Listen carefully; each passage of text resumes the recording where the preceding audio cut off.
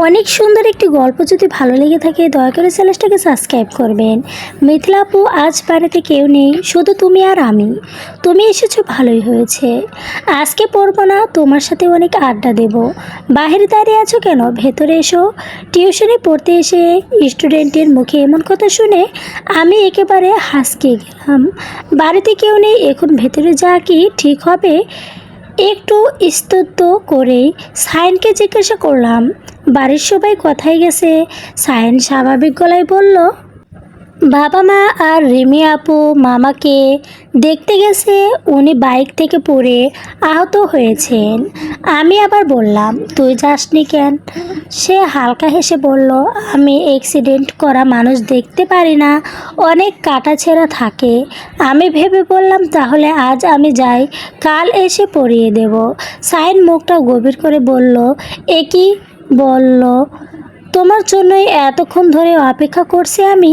আসো ভেতরে। কথাটা শেষ করে সায়েন হঠাৎ করে আমার হাত ধরে টানতে ঘরের ভেতরে নিয়ে আসলো। আমি চমকে উঠে হাত ছাড়ানোর চেষ্টা করতে করতে বারবার বলতে লাগলাম, আহ সায়েন স্যার, আমি নিজেই যাচ্ছি তো, এভাবে হাত টেনে ধরতে হবে না। কিন্তু ও আমার কোনো কথাই দিক দিল না। হাতের মুঠো শক্ত করে ধরে সোজা ড্রয়িং রুমে নিয়ে গিয়ে সোফায় বসিয়ে দিল। তারপর মুখ মিষ্টি করে একটা হাসি ঝুলিয়ে বলল, আপু বসো, আমি এক্ষুনি আসছি। সাইন ড্রয়িং রুমের দিকে চলে গেল আর আমি থমড়ে সোফায় বসে রইলাম। হালকা ভয় আর সংকেচে বুকটা টিপ টিপ করতে লাগলো।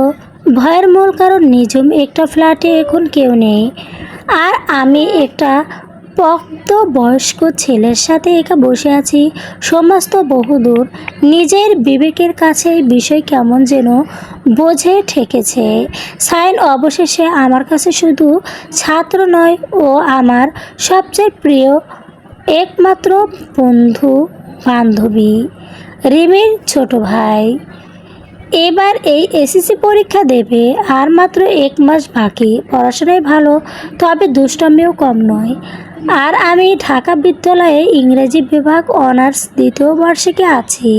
ছোটবেলায় বাবা মাকে হারিয়ে অনাথ আশ্রমে বড় হয়েছে, নিজের বলতে কেউ নেই। সায়েনকে টিউশনি করানো কারণ ডিমের বাবা আমার গার্লস হোস্টেল খরচ আর পড়াশোনার খরচ চালায়। তারা আমাকে আর কোনো টিউশনি পড়তে দেয় না। তারা আমাকে শপিং করে দেয় মাঝে মাঝে, আমি নিতে চাই, কিন্তু রিমির কারণে নিতে হয় আমাকে। তাদের বাসায় রেখে রিমি অনেক চেষ্টা করেছে, তবে আমি থাকিনি। একটা পরিবার যদি কাউকে নিজের করে নেয় তাহলে রক্তর সম্পর্ক লাগে না। রিমির পরিবারে আমার কাছে ঠিক তেমনই। আন্টি কখনো আমাকে না খেয়ে ছাড়েন না। আঙ্কেল মেয়ের মতো খোঁজ নেন আমার পড়াশোনার। আমি প্রথমে টাকা নিতে চাইনি, কিন্তু আঙ্কেল আমার রিমির জোর করে দিয়েছেন। সেই ঋণ কোনো দিন শোধ করতে পারবো না।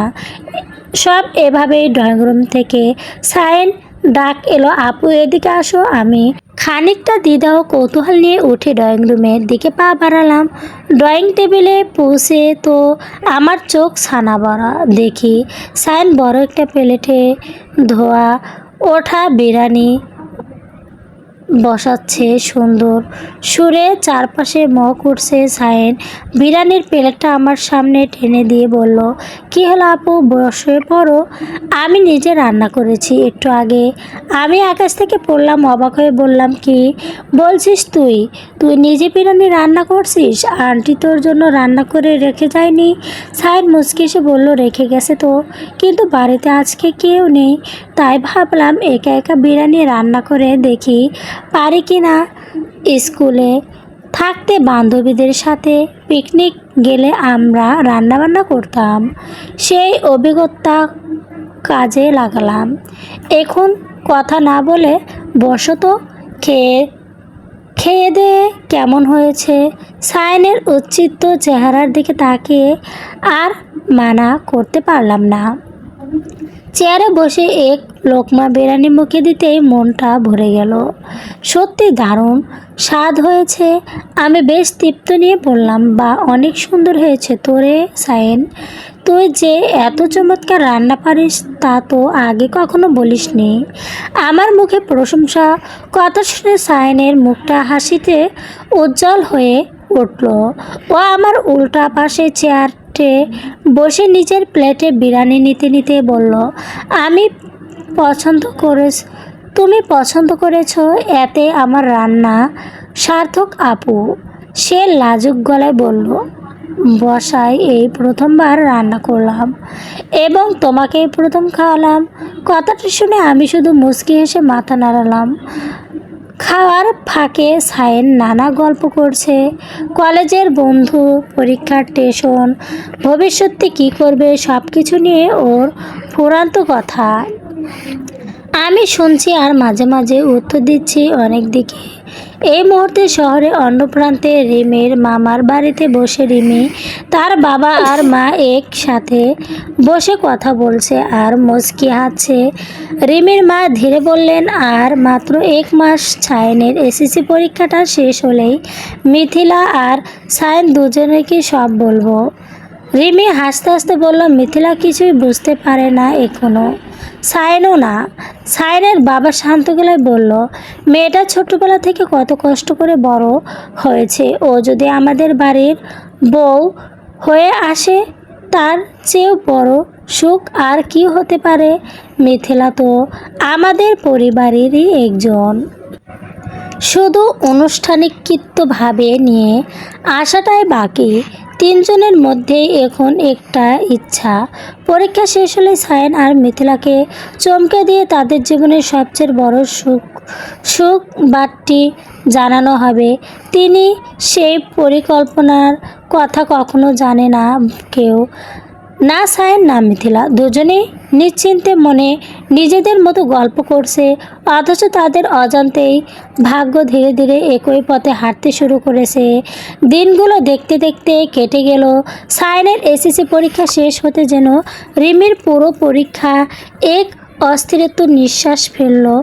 আর তারপরেই শুরু হলো আসল তের জোর।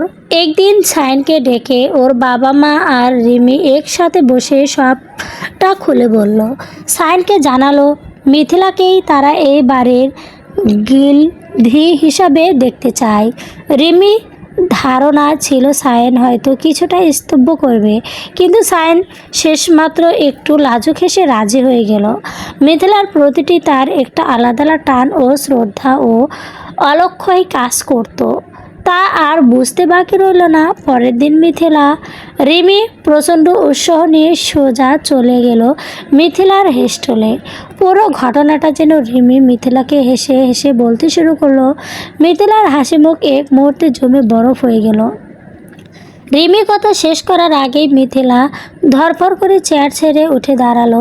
চেহারায় চরম রাগ আর বিস্ময় প্রকাশ পাচ্ছিল। সে বেশ রাগ গলায় বলল, রিমি তুই এ কি বলছিস? সায়েন আমার ছোট ভাইয়ের মতো, আমি ওর চেয়েও 3 বছরের বড়, তাছাড়া ও আমার স্টুডেন্ট।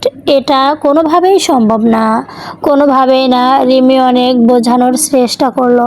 মিথিলা শান্ত হ, তুই ভুল বুঝছিস। না রিমি, তুই আমার সাথে এটা কি নাটক করছিস? মিথিলার 2 চোখ জল ভরে উঠল, কিন্তু রাগে শরীর রিরি করছিল। সে আর কোনো কথা না শুনে রিমিকে হোস্টেলের রুম থেকে এক প্রকার জোর করেই বের করে দিল। পরের 2 দিন পর মিথিলা কারো ফোন তুলল না, বিশেষ করে রিমির কল আসতে সে কেটে দিত। হোটেলের বন্ধ ঘরের এক কোণে বসে সে ভাবছিল, যাদেরকে সে নিজের পরিবার মনে করলো তারাও শেষে তাকে এভাবে ভাবলো।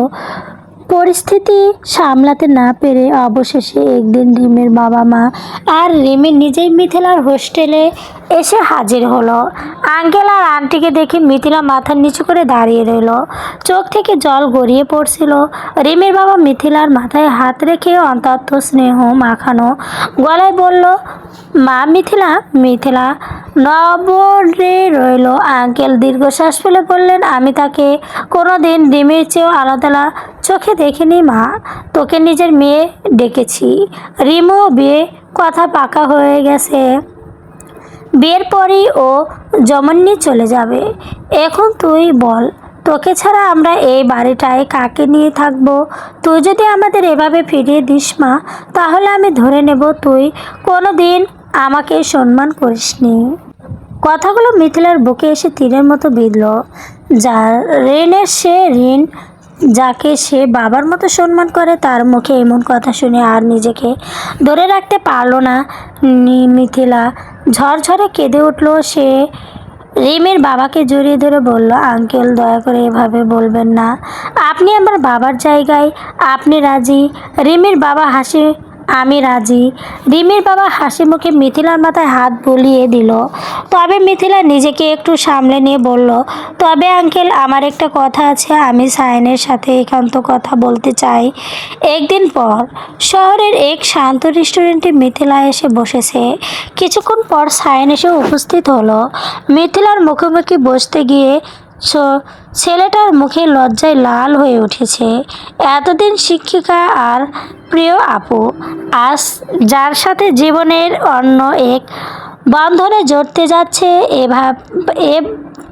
এ ভাবতেই সায়নের বুক ভেতর টিপ টিপ করছিল। মিথিলা গভীর মুখে সায়নের দিকে তাকালো, কড়া গলায় বলল, সায়ন, বিয়েতে আমি রাজি হয়েছি ঠিকই, কিন্তু আমার একটা শর্ত আছে। সায়ন অবাক হয়ে মিথিলার দিকে তাকালো। কী শর্ত? মিথিলা একটু চুলও ছাড়ল না, ওদের মতো দ্রুত গলায় বলল, বিয়ের পর তুমি আমার স্বামীর অধিকার কখনোই পাবে। যখন তুমি ঢাকা বিদ্যালয়ে চান্স পাবে, যেদিন তুমি ট্রাবিতে চান্স পাবে, সেই দিন আমি তোমার বাইকের পেছনে চড়ে পুরো ঢাকা বিদ্যালয় ঘুরে বেড়াবো। তার আগে আমাদের বিয়ে হলেও তুমি আমার কাছে থাকে স্বামীর কোনো অধিকার পাবে না। মনে থাকবে? সায়ন সব কিছুক্ষণ মিথিলার চোখের দিকে তাকিয়ে রইল। তারপর ঠোঁটের কোণে ফুটান্ত ওঠে এক দ্রুত ও মিষ্টি হাসি। সে সোজা হয়ে বসে বলল, শর্ত মুজিব আপু, তোমার এই চ্যালেঞ্জ আমি গ্রহণ করলাম ঠিক 2 দিন পর। ঘটকের নয়, বরং অন্তত পারিবারিক পরিবেশে মাত্র গুটিকর্তা আত্মীয় আর কাছের মানুষের নিয়ে মিথিলা আর সায়নের বিয়ে সম্পন্ন হলো। রিমির বাবার চোখে তখন তৃপ্তর জল, আর মিথিলা আর সায়নের চোখে এক নতুন স্বপ্ন চলবে। গল্পটি অনেক সুন্দর। যদি ভালো লেগে থাকে দয়া করে চ্যানেলটাকে সাবস্ক্রাইব করবেন।